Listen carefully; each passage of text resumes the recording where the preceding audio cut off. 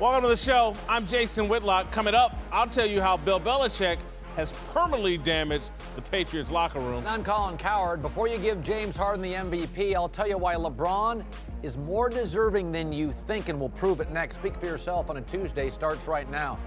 Beating that drum, and I'm feeling better about my argument than ever. More deserving than Lonzo Ball. I hope that's where you're going with that. All right. Hello and welcome. We start with a moment on our show from yesterday that made headlines. Hall of Famer Ray Lewis speaking about his relationship with Giants receiver Odell Beckham Jr. and the message he gave the receiver. Listen, guys, we have a duty. And a lot of leaders are not stepping up to that duty. Guess why? They want to be popular on social media. But everybody's blogging. But nobody is talking about put God back first. Nobody is talking about, you want to know what I was talking about earlier? I'm talking about the simple foundation. The foundation of commitment. Of when you decide to read your Bible together. That's integrity. Character is me telling this young man, baby boy, listen, man. Everybody should not be talking about you like this. You mean I'm only here to help you, OB.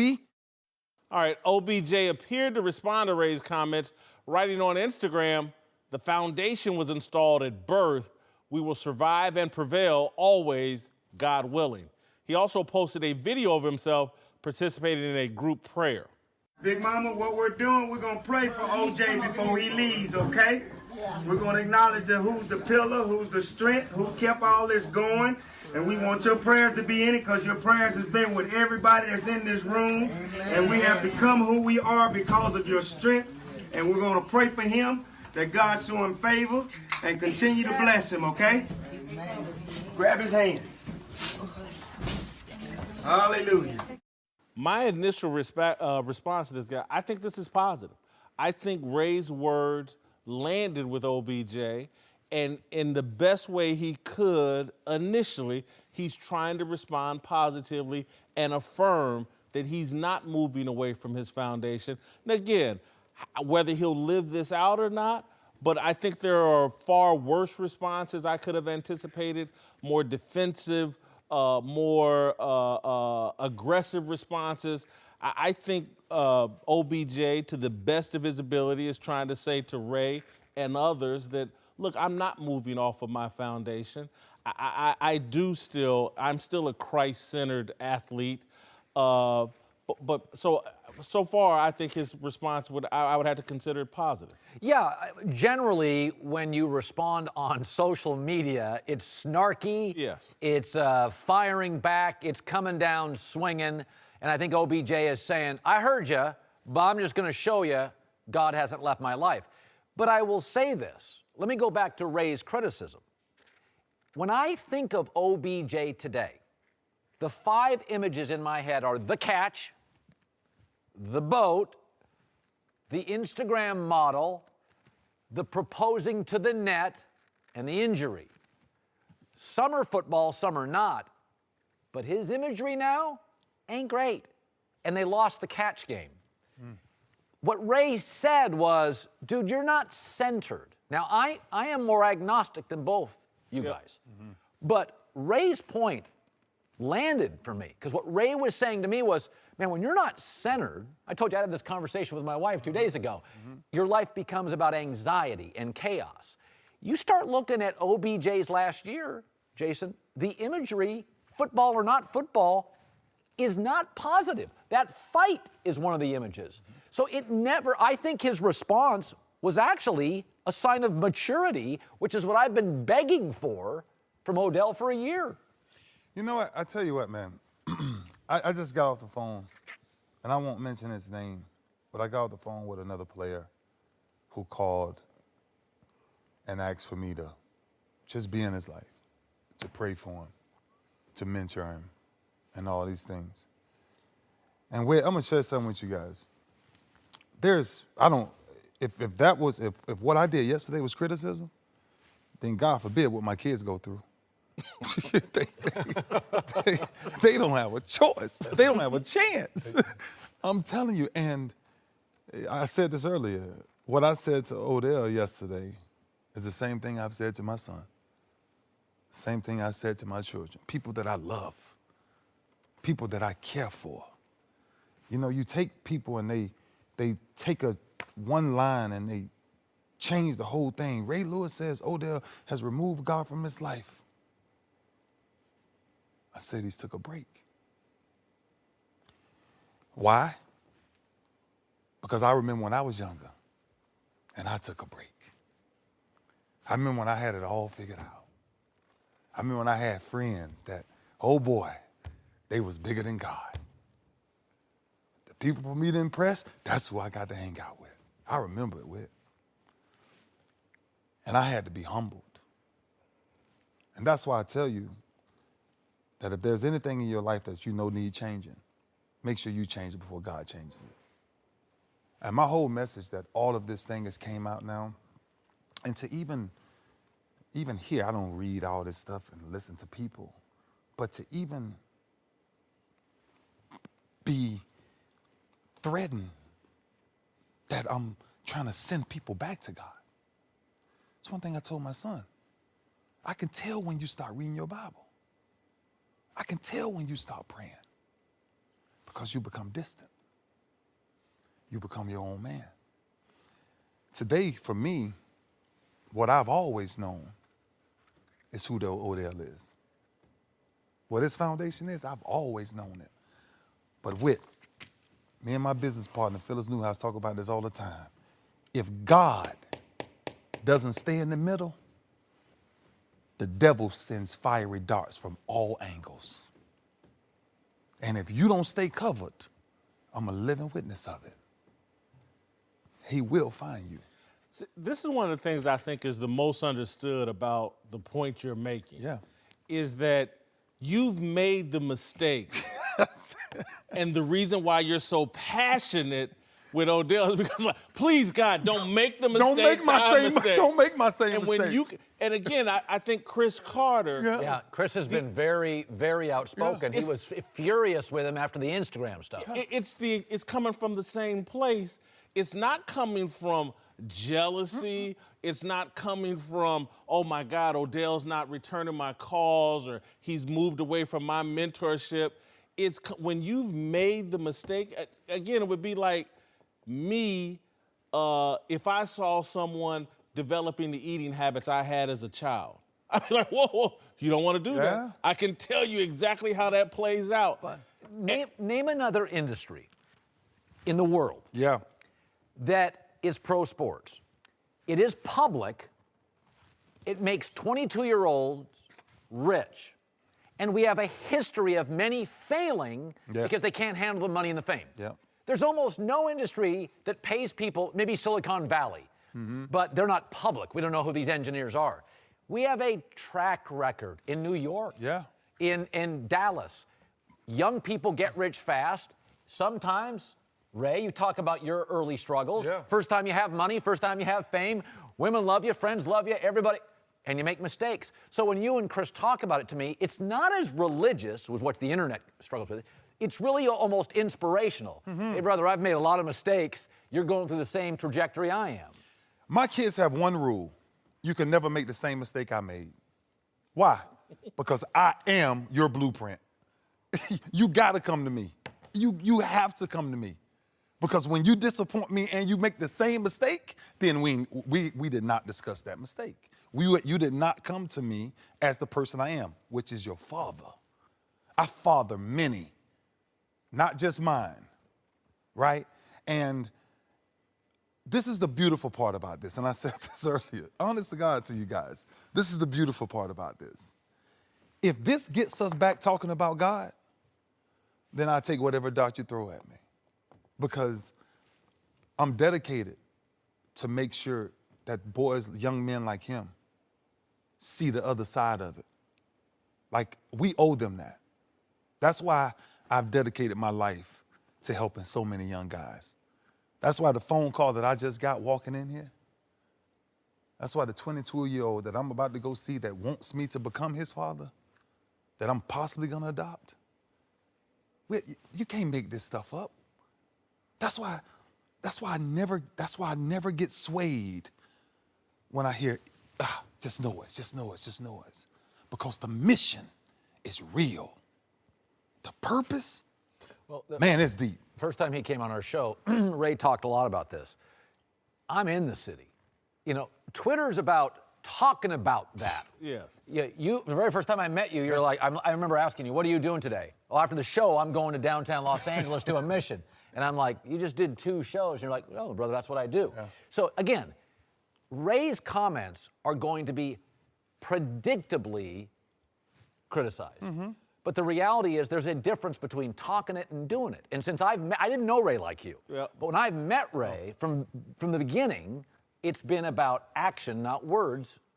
Colin, to the point you made earlier, and that, again, I think some people that are agnostic or even atheists, they hear Ray or me, or, you know, Ray more passionately, Chris a bit more passionately. They hear us talking about God and religion, and it kind of turns them off because it's not their thing. But to your point, something has to center you, particularly when you become wealthy at a young age, because it will make you think that you're the most powerful thing on the planet. That's an experience that, seriously, without your wife and without your kids and the success you're having, it would be a lot harder to manage if your wife and kids didn't center you and give you a purpose and a You know what calling. time I went to bed last night? I'm married, 8:20. If I was single, there'd have been a 10, a 1. Yeah. I mean, that's the reality. We all need a centering point. For me, I'm more agnostic. It is my family. Absolutely. There's a new boss in town at Buffalo Wild Wings, and he deals in bacon. It's the Bacon Boss Burger, featuring bacon 3 different ways and a blanket of white cheese sauce. And he's joined by other new favorites like the smothered cheesesteak quesadilla, sweet chili shrimp, and Alaska cod classic. All pair perfectly with a Sam 76, a fruity ale with the crisp finish of a lager. Hurry in today and try them all before they're gone at Buffalo Wild Wings. Wings, beer, sports, available for a limited time while supplies last. Please drink responsibly. All right, welcome back. Ray Lewis here. Joining us now, Fox Sports Radio host Doug Gottlieb. Let's get to another surprising revelation in the Patriots' ongoing drama. A report says Bill Belichick chewed out Gronk in front of several teammates because Rob Gronkowski was a client of TB12, the kale-heavy diet and exercise regimen that Tom Brady developed with his trainer Alex Guerrero. This comes after rumors that Gronk has grown tired of playing for Belichick and was even considering retirement. Whitlock, you think Belichick can repair the Patriots locker room situation? I think he can. I don't think he will, though, because, again, whether you're 24 years old like OBJ or 60-some-odd years like Bill Belichick, you can become full of yourself. And I think Bill Belichick has become full of himself. And, again, I've been beating this drum ever since February. The Malcolm Butler decision was the sign to me that Belichick's ego is out of control. He did something foolish and stupid. And I just think when I look at his relationship with Tom Brady, when I look at it with Rob Gronkowski, when I look at all the players that have defected the Patriots organization, I don't think Bill Belichick has humbled himself.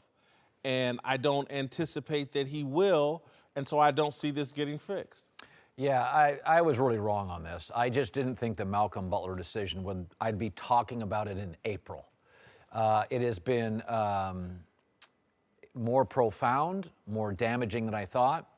I think it's going to be hard to prepare because Gronk and Brady are the 2 stars of the locker room, and right now they're struggling with Bill. If this was a backup corner and a special teams gunner, they get over it fast. But in the if Tim Duncan and Tony Parker near their prime would have turned on Popovich, good luck with the locker room. I think it's very difficult. I think Tom is rich, has the titles, has his legacy. He doesn't have to suck up anymore.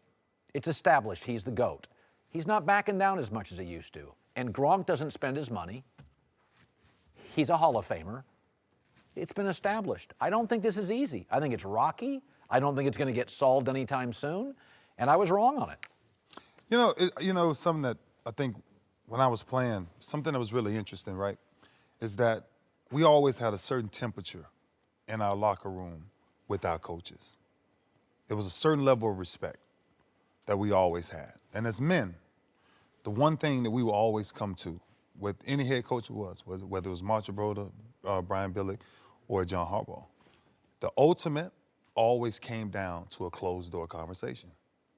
And those are the things that I don't think that's happening in New England, right? I think you're right.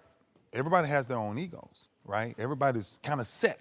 So Brady's set, Gronk is set, Belichick's set, right?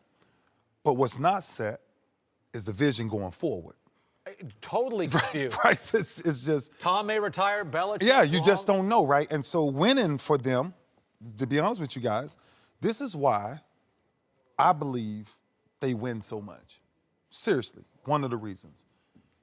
All of that stuff, all of this stirring up and all this stuff, we talk about. Right. They deal with X's and O's. Right. How do I get better? But I wonder, Ray, they're doing some of the gossip now is more than X's and O's. Even if it is, then I want you to go back to the last 10 years. The most consistent team to be in the National Football League, right? That says something. No, I'm not denying that. Right. But to your point, it feels different today. I don't think it actually does. Right. It feels like so many other years. Guy leaves, you replace him. Right? Julian Edelman's coming back from injury. He was their leading wide receiver 2 years ago. Yeah. You still have Rob Gronkowski. You went out and signed Jordan Matthews for $1 million. Pennies on the dollar because he's coming off an injury-plagued year. What do they always like? Really bright wide receivers who can understand what Tom wants. Kid went to Vanderbilt, was talented, playing in the Eagles system, just had a disappointing year. You got him on a prove-it contract. Yep. You go get Cordell Patterson. Why? You lost your 2 return guys. Deion Lewis is gone. So you're replacing bit by bit. Now, remember, you got 2 firsts, you got 2 seconds, you got a 3rd-round pick, and you got plenty of money. And tell me who in the AFC East is going to beat him. Buffalo has no quarterback. The Jets are probably going to draft a quarterback. Do you believe in the Miami Dolphins that have gotten rid of all their personnel? They're trying to copy the Patriots in going character over talent. That's what they're doing, getting rid of Ndamukong Suh and some of their other more profound talents. So, like, look, I get that it sounds like a huge deal, that Malcolm Butler. But remember, there's some comments that have come out of New England that have said, like, look, it stirred us up some, but it wasn't that stunning. He wasn't playing well. He wasn't buying in. He wasn't healthy. He wasn't on the team playing to the Super Bowl. Remember, he went to the hospital. When during this entire 17-year run have Brady and Belichick not been on the same page? Or at least that's been the public position. Those two guys lockstep. I don't think you can say that anymore. That is different. You got, again, this whole Rob Gronkowski situation and the way Tom has rallied around from Butler to Gronkowski. Again, there seems to be a rift between Brady and Belichick. Ray, you don't see that? But what I'm saying is I kept asking for this. We still don't understand the context of how he came at Gronk, right? Gronk could have walked in there with a platter, right, of food. Right.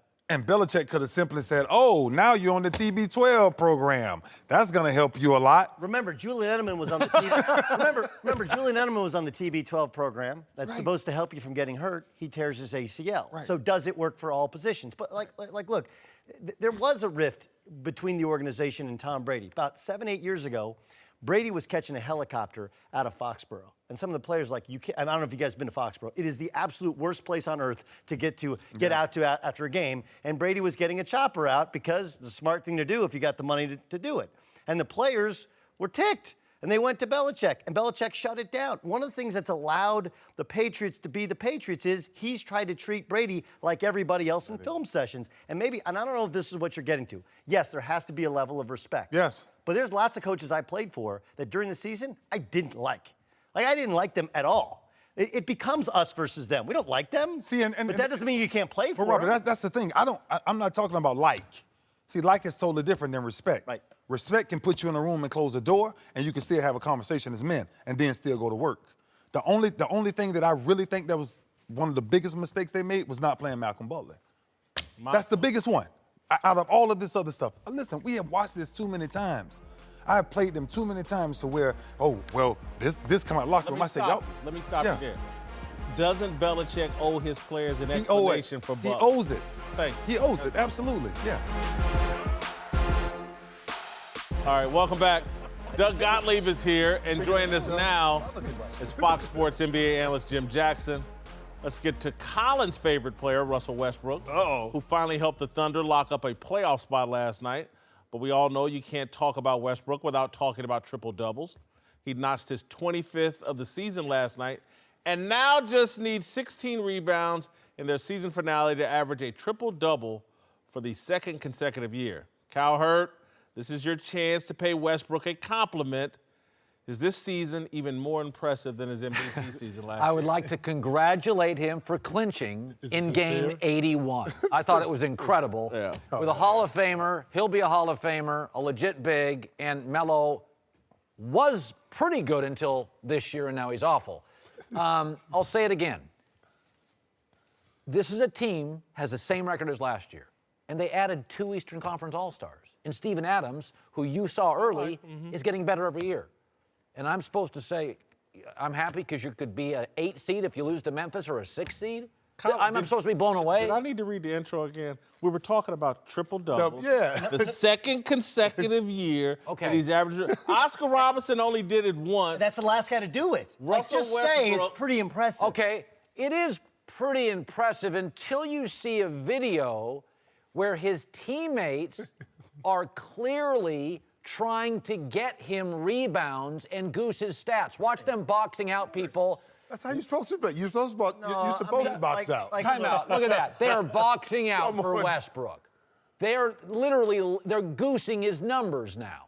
Yes, and look, we've seen this in the NBA. You remember 1994? Remember that? Remember when David Robinson went for 71 points Scoring title against the Clippers, so he get the scoring title? Like, look, this happens. I've always said that we're going to look at stats, assist stats, point stats, rebound stats from this era, and we're going to have to skew them. It's like baseball steroid stats. It's like football passing stats because there's such ball dominance from James Harden, from LeBron James, and from guys like Russell Westbrook. We can't compare it to even 5 years ago. Between the three-point shot and the amount of possessions, the amount of time that one guy has the basketball, the stats are going to be skewed.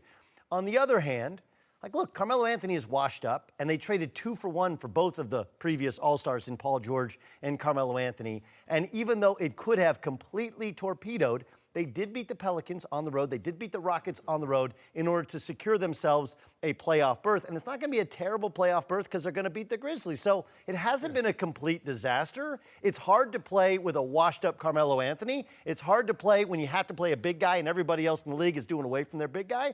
He's still a hell of a player. He's just a really inefficient shooter. Argument. I still disagree with you. I don't like You his don't like it? I think it's perception, too, because you really are not a big fan of Westbrook personally. Oh, no, No, you're what does really that mean? not. Because now, I've said this think he's before. odd. I said this before. When you talk about some of the greatest players ever played, 2 players always, you kind of leave on the outside. That's Kareem and Kobe Bryant.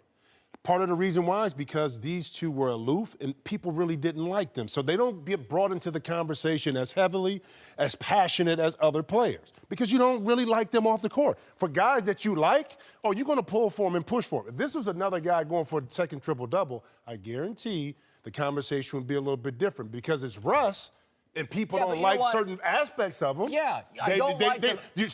But that doesn't discount what he's doing on the court. Yeah, but what I don't like about him is that he's really dynamic, yet very difficult to play with. But Magic let me tell you something. Steve Jobs, was difficult to work for.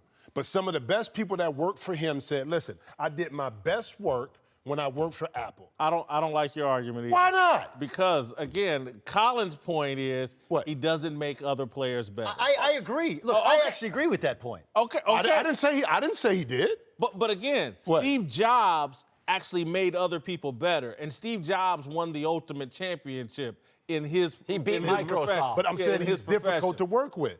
Kobe was difficult. Mike was difficult. Championships. How much did they make them better? Yeah, but they're getting titles. Westbrook's not even close. Well, hold up. Westbrook hasn't been coached. He hasn't been coached. Oh, boy.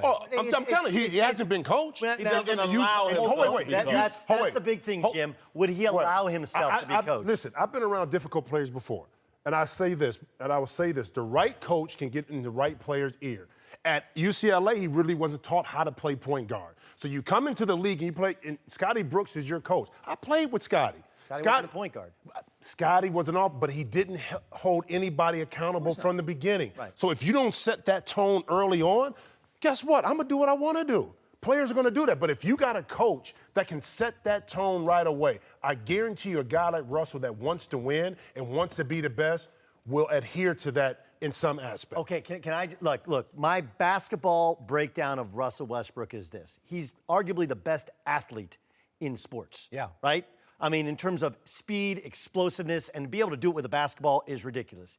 He is an unreal competitor, okay? But he is difficult to work with, difficult to play with, and I agree with you. He generally doesn't make everybody around him better. Can you win a championship with him? Yes. I don't believe you can do it with him as your point guard. You need somebody else who's a facilitator, and that's the flaw in the construct of this team, as well as the coaching is in the construct of this team. If you hire a college coach to do a professional job, this is what you're going to get. So do I blame Westbrook some? Sure. But they also have Sam Presti, who gets all the respect from the media. He's the one who traded away Harden, and he's the one who constructed this team. And it's a flawed construct in terms of the personnel and the coaching Why staff. are you looking at No. Because I don't think I've only got one argument. It's the second time he's done it 2 seasons in a row. He's done a triple-double. Oscar Robertson only did it once. That's impressive. And to me, to do it a second time, that's more impressive than even the first time. All your other points to me are accurate. He doesn't make other players better. He's not a guy that I think you win a championship And they with. enable him there. Yeah, They really don't hold him accountable. And that's But part of the issue. But they also have to because they're Oklahoma City, and they fear him leaving because everybody leaves all of these small market teams when they become a free agent. To a new twist in the feud between LeBron James and Miami Heat president Pat Riley. Ever since LeBron left, Riley's made it clear that he was none too pleased with that decision. Well, in a new book, Riley says that he's changed his mind. Riley said, quote, while there may have been some carnage always left behind when he made those kinds of moves in Cleveland, also in Miami, he did the right thing. I just finally came to accept the realization that he and his family said, you'll never, ever be accepted back in his hometown if you don't go back there and win a title. Otherwise, someday you'll go back there and have a scarlet letter on your back. Whitlock, do you think Pat Riley's actually trying to lure LeBron back to Miami? No question about it. In my opinion, the timing of this book, the timing of this revelation, just all happens to be right when everybody knows LeBron's probably leaving Cleveland. What could be an easier transition for LeBron and his family than transitioning back to Miami? Pat Riley's smart. They have Dwayne Wade there. Dwayne Wade and LeBron still close. And again, I think if you look at the East, you add LeBron to the Miami Heat, and again, you add LeBron to any East team, and they're going to win the East. But I like the pieces that he would have in Miami. And LeBron may have reached a point in his own mind where he realizes the value that Pat Riley and that organization brought to him.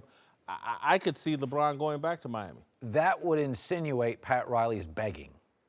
That's not his DNA. It's a good thing. I don't think he's begging there. Why not? I don't think he's begging. Look, what are the 5 stages of grief, right? 5 stages of grief: denial, anger, bargaining, depression, acceptance. And the end of that quote is, I accept it, right? He's saying, we're done with that. But he also brought up a story to which LeBron came in with Dwayne Wade and Chris Bosh and kind of, hey, you ever get the itch? You ever get the itch to come back and coach?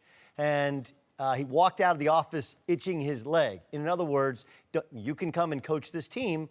And Pat Riley did what no one in Cleveland has done to LeBron. He stood up to LeBron James. And I think that's, one, creating a narrative of, I'm the guy who stood up to LeBron James, and maybe that's the reason we left him. And 2, I know what's best for LeBron James in his future, and I accept the reason that he went. And I also understand kind of the psychology of LeBron constantly challenging me. Listening to or reading these stories, you guys remember Jurassic Park?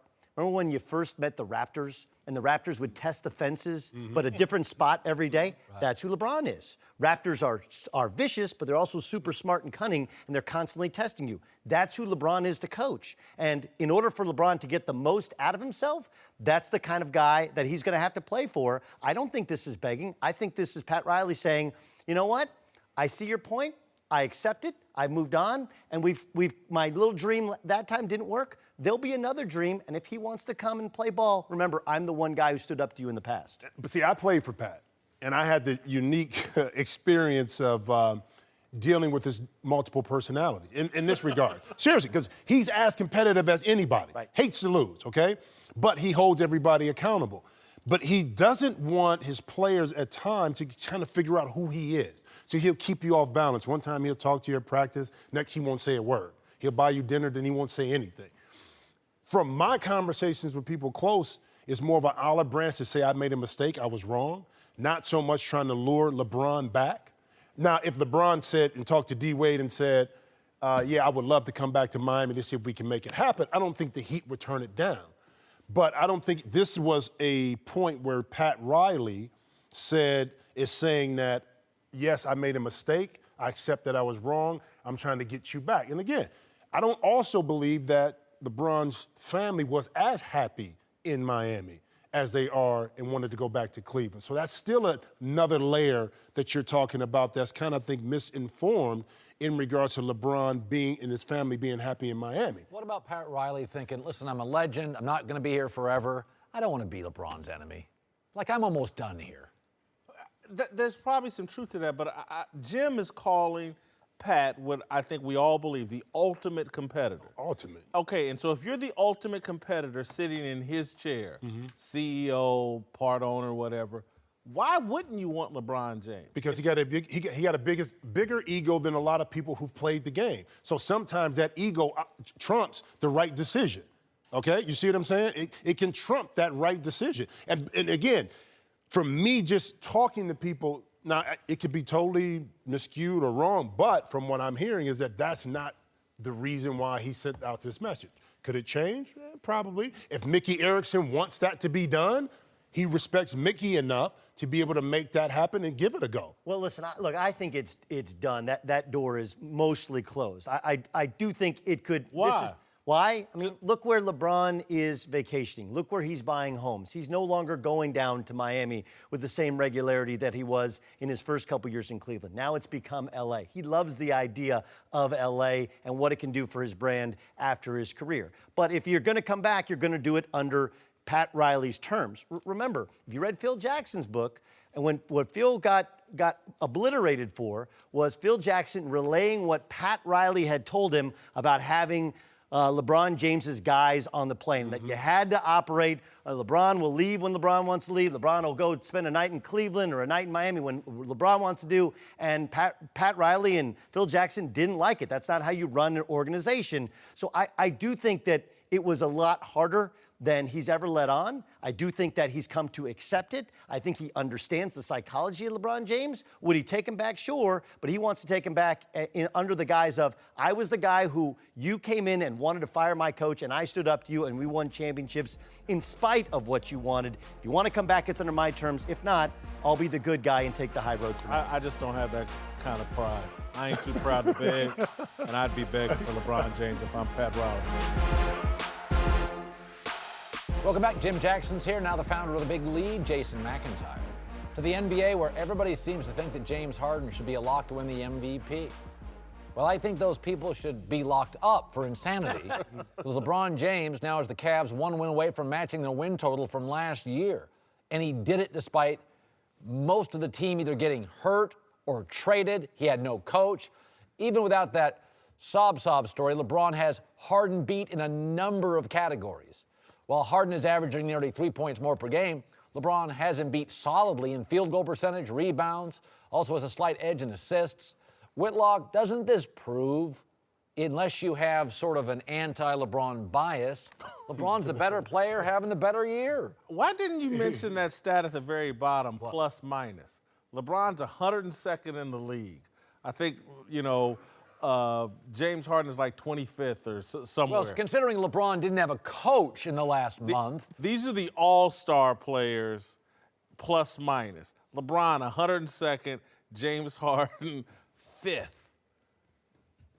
You don't care about that stat? No, here's what I care about. If this were Westbrook, you would care about that stat. Since it's LeBron, no. Let me add, in every other sport, this is a fact. We talk about totals. In baseball, you win an MVP because you hit the most home runs and had the most RBIs. In the NFL, you had the most touchdowns. In hockey, you got the most goals and the most assists. In the NBA, It's all about average. Did you average this? Did you average that? If you just went to totals with LeBron and James Harden, who's got the most? This. Put up the graphic. It ain't close. The only thing Harden has more of is wins, and he's got a better team. I mean, again. Why do they play the game? Do I need Herm Edwards in here? I mean, do I got to bring Herm Edwards? Wins matter. It's always mattered as it's related to the MVP. And that's great that LeBron equaled the total from last year's underachieving regular season team in Cleveland. They did it again. That's great. James Harden's leading the best team in basketball. Let me ask you, Kyrie left. Cavs have the same number of wins. If Chris Paul left, do you think Houston would be the same team next year? No. You made a great point. Hold up. And how about this? But Jay, how about this? On that plus-minus list, take all those guys and say, let's put them on Cleveland's current team. Would they win 50 games? If you took one of those guys and just put them in LeBron's place, could they get that Cleveland team to 50 wins? Probably not. I mean, maybe. So that's what I'm saying. So sometimes the numbers, you can't just look and say, here's the numbers and this is what it is. His impact on the game is just, there's no other player like a Magic Johnson that could do it. But in regards to impacting the game like that, and sometimes the numbers are dictated by who's on the court too. Of course. I mean, and he doesn't have the best supporting cast. He hasn't had the most stable supporting cast. You didn't even get to Jim hit the coaching situation with Ty no, that's Lue. what I'm saying. There's so Kevin many Love more missed factors. 20 games. The Kyrie Irving, he's a top 10 player. You just take him off, replace him with a bunch of jabronis. It doesn't matter. 51 wins right now headed into the final game. Whitlock, you also forget about this. Last year, you loved to talk about Russell Westbrook's triple-doubles. Oh, Russ has got triple-doubles out the wazoo. What did LeBron do this year? Comes out, gets a career-high 22 triple-doubles this season. Hasn't missed a game. What does he have to do for you to love him? Tell me. First of all, I do love LeBron James. Give me a break. No. I do. You know, I don't worship anybody. Okay. And so, now I will say this. Your Kyrie Irving point just blew me out of the water. I mean, that's a hell of a point. And you probably have flipped me a little bit here. I'm scrambling a little bit. That was a hell of a body. That was a hell of a body blow followed by an uppercut to the head. And so it's tough for me. You blew me away. Because if Kyrie Irving leaving that team, they got the same number of wins. That's a hell of a You didn't even need to mention Mike D'Antoni, Jeremy Lin, Steve Nash. This is what D'Antoni's offenses do. There was a point in the last 2 years where I've said this and you've said this. Kyrie Irving's the best finisher in the game, left or right-handed. Mm-hmm. And there are arguments we made that Kyrie's the best small finisher in our lives. He leaves. Rodney Hood comes in. George Hill. It's like, yeah, I won 51 games again. Come on now. That's incredible. It's really incredible. It may be unprecedented, and we haven't really talked about that. Show me a great player. It was like Kevin McHale leaving Larry Bird, or Kareem disappearing, or Magic, leaving Magic, or Scottie Pippen leaving Michael Jordan. It really is unprecedented what he did. You've completely flipped me, and you know, James Harden's had a tremendous season. We saw, again, I think to McIntyre's point, we saw Steve Nash have great seasons under Mike D'Antoni and win MVP trophies that probably should have gone to Shaq.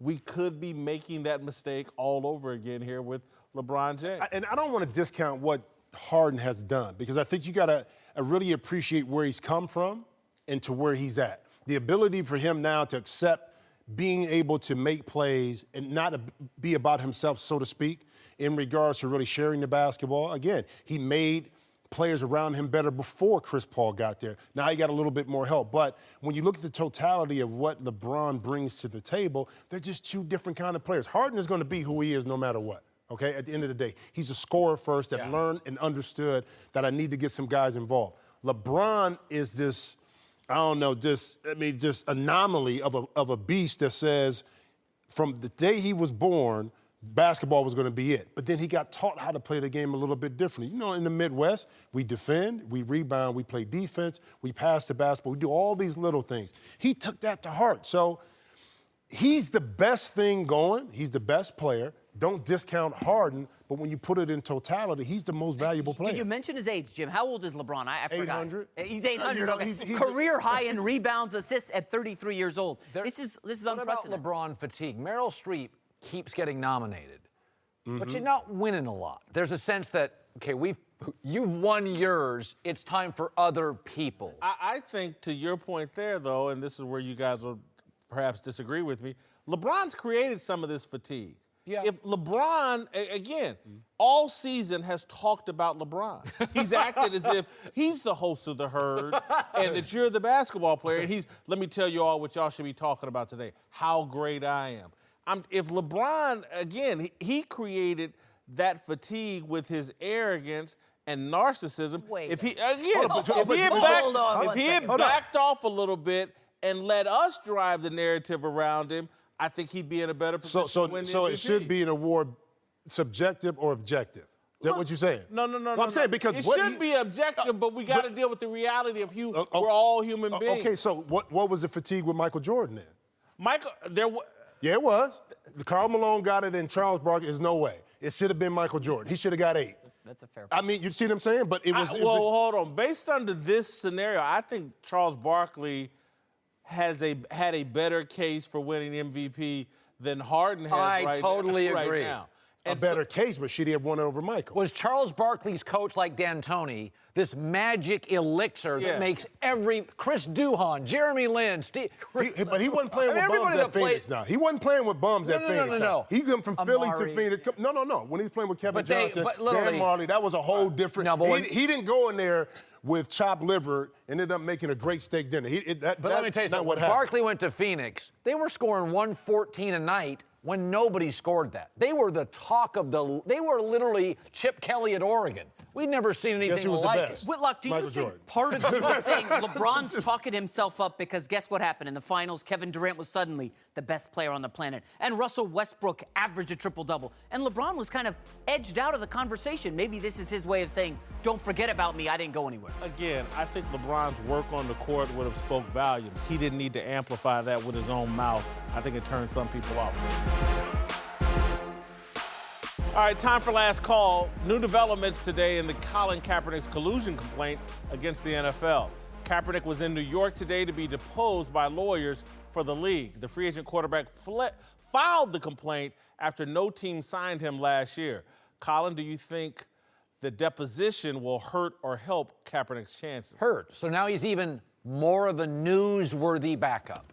I think it's going to hurt him because I think they're going to expose him with his own words. They'll ask him questions about, hey, how much money were you demanding? Did X team offer you X amount of dollars to play and you said no? I think they're going to hang him with his own words.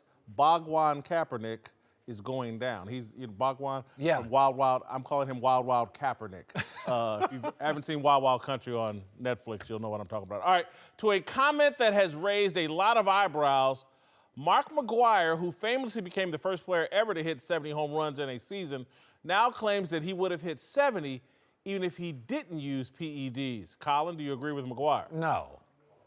I mean, come on. There was like a 6-year period where you couldn't get guys out. Their body shapes changed. They were thick. Come on, we know that. His comments to me, though, are what he's saying, the balls are juiced right now, and if they juice the balls the way they are today, back in my day, he feels like he would have hit 70. There's no proof that's true, that the balls are juiced. Mark McGwire knows baseball as well as anybody. His perception is, in my view, the balls are juiced. He wouldn't have had the juice. All right, that's it. See you tomorrow.